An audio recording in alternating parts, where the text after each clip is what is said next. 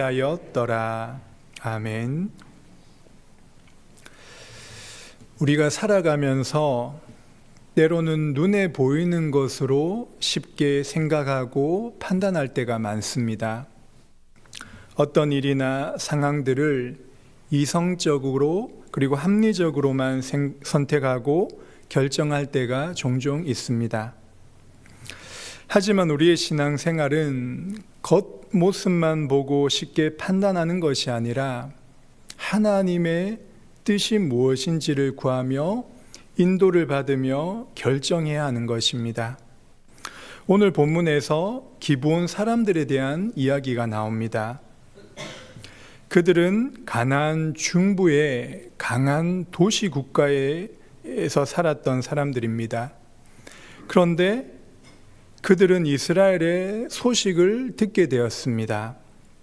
그 소식은 이스라엘과 함께 하신 여호와께서 여리고성을 무너뜨리고 아이 성이 함락되었다는 그 소식을 들었습니다. 그래서 그들은 두려워서 낡은 가방과 해진 옷과 곰팡이 난 떡을 가져와서 말하기를 우리는 먼 나라에서 왔다고 거짓말을 하였습니다. 그렇다면 왜 기브온 사람들은 거짓말로 이스라엘을 속였습니까?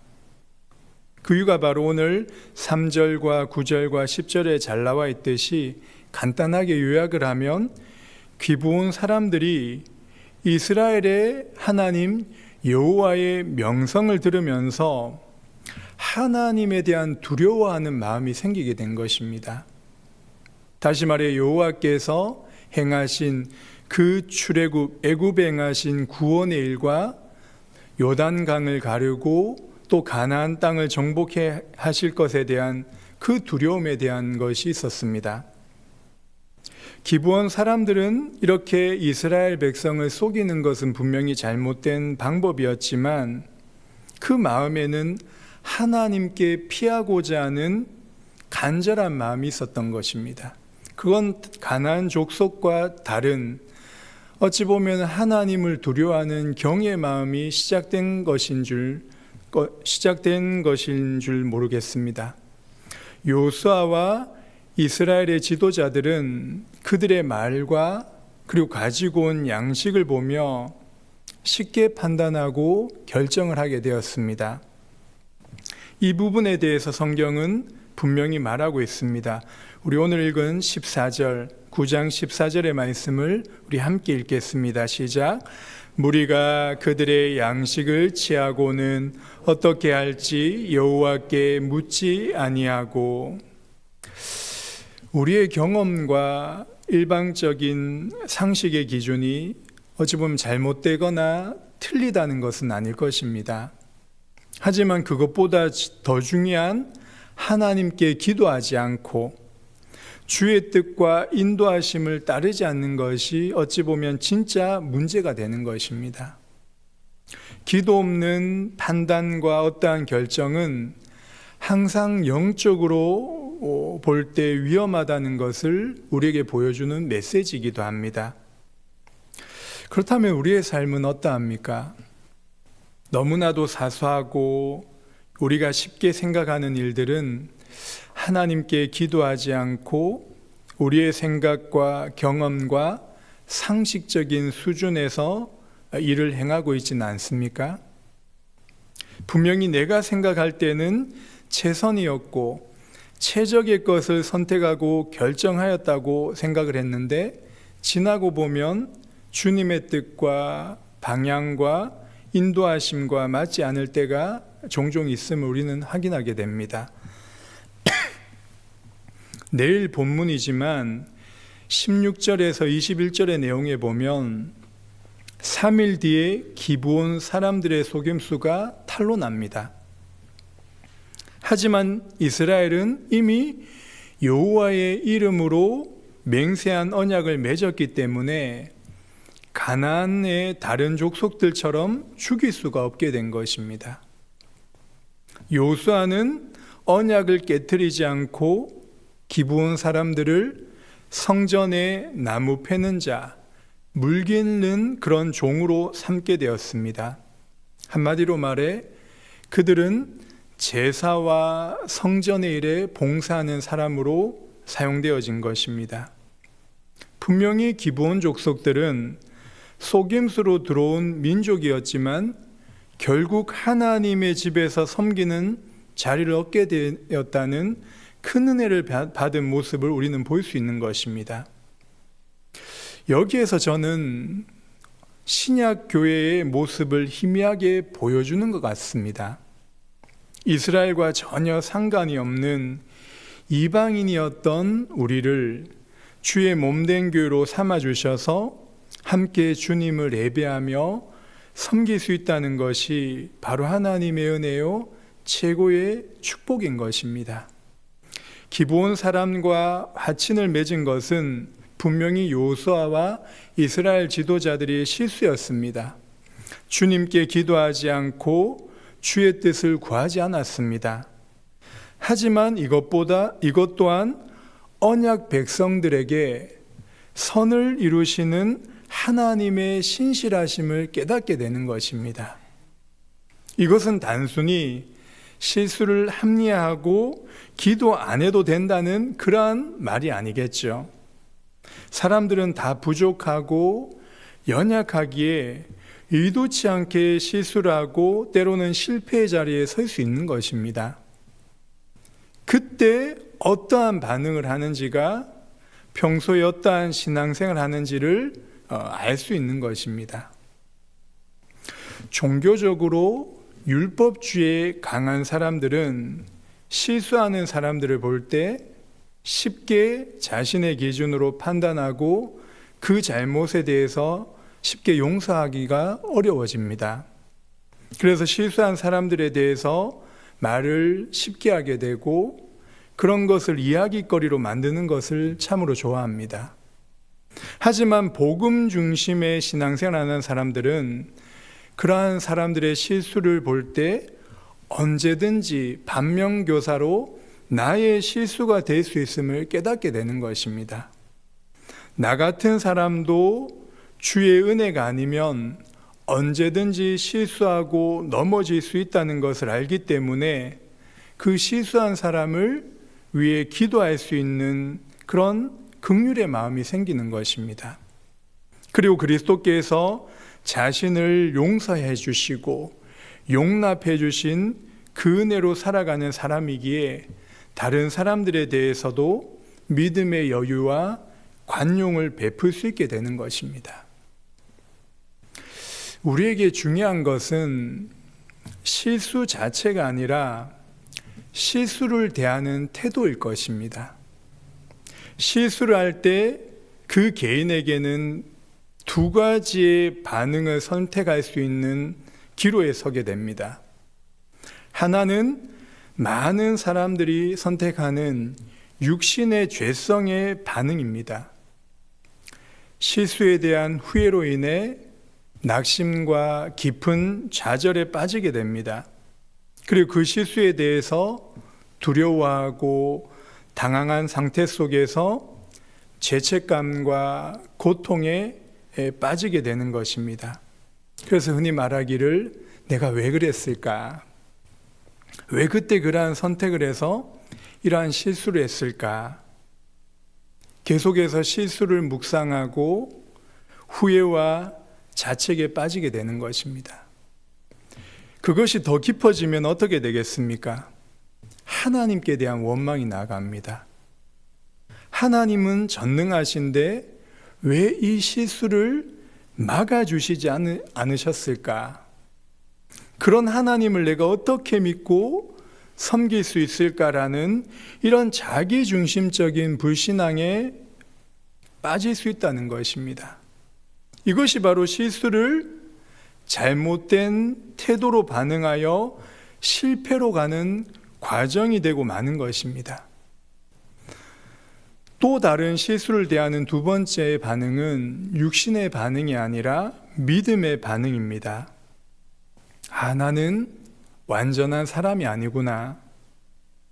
누구나 다 하나님 앞에 실수하고 넘어지고 넘어지는 그런 연약한 죄인일 뿐이구나. 그래서 주님을 더욱 의지하며 의존하려고 하는 경외심이 생기게 되는 것입니다. 그것이 은혜 받은 심령의 상태겠죠. 그래서 주의 도우심을 구하기 위해 간절히 엎드리며 기도하게 되는 것이고, 실수를 묵상하는 것을 그치고 주의 말씀을 묵상하며 말씀으로 돌아가게 되는 것입니다. 그때 그 실수를 통해서 주님의 은혜와 사랑과 위로를 깨닫게 되는 그러한 체험을 하게 되는 것이겠죠. 나같이 더럽고 추악한 죄인을 위해 주께서 십자가에 피 흘려 죽으셨다는 사실과 나를 구원하신 그 하나님의 은혜에 감사하며 찬양할 수 있게 되는 것입니다. 그러면 그 실수를 통해 하나님의 더 크신 은혜를 발견하게 되는 것이죠.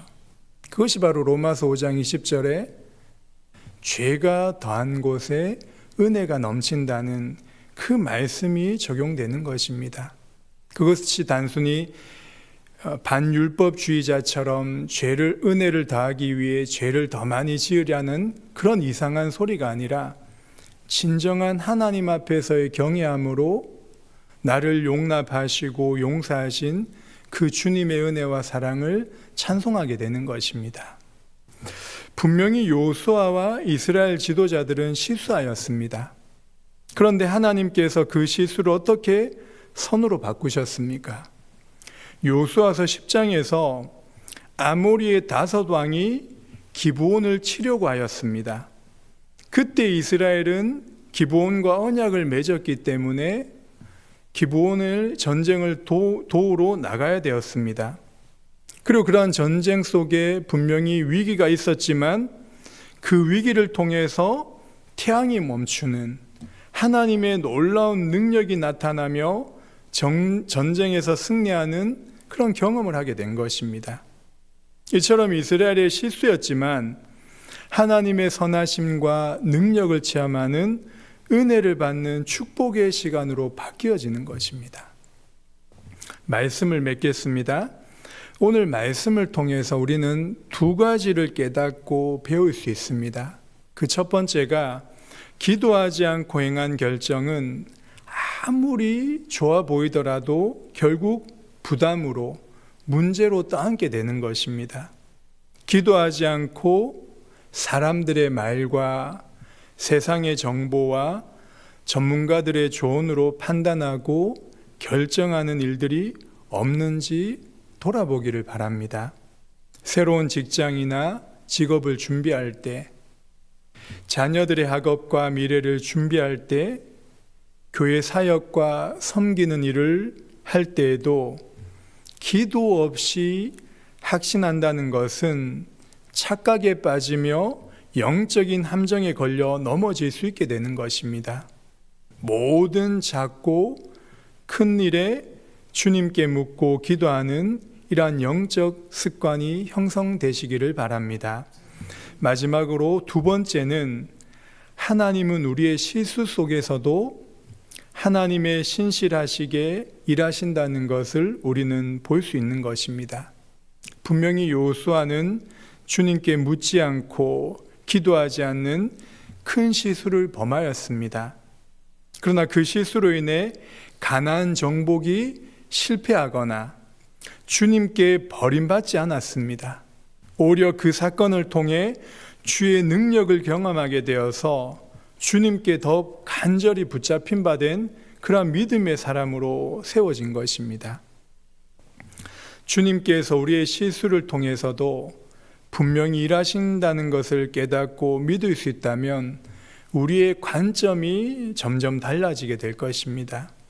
이것은 단순히 실수해도 돼, 마음껏 살아, 무계획이 최고야, 이런 방종에 빠지는 것보다 실수보다 더 크신 그 하나님의 선하심과 신실하심 앞에 감사하는 믿음의 삶을 살게 되는 것입니다.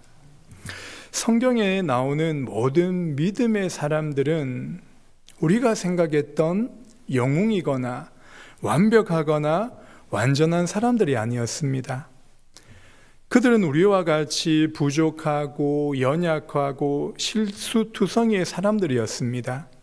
그러나 그 실수를 할 때마다 또는 잘할 때도 주의 은혜와 선하심을 깊이 인정하며 누렸기 때문에 어떠한 것도 진짜 문제가 되지 않았다는 것입니다.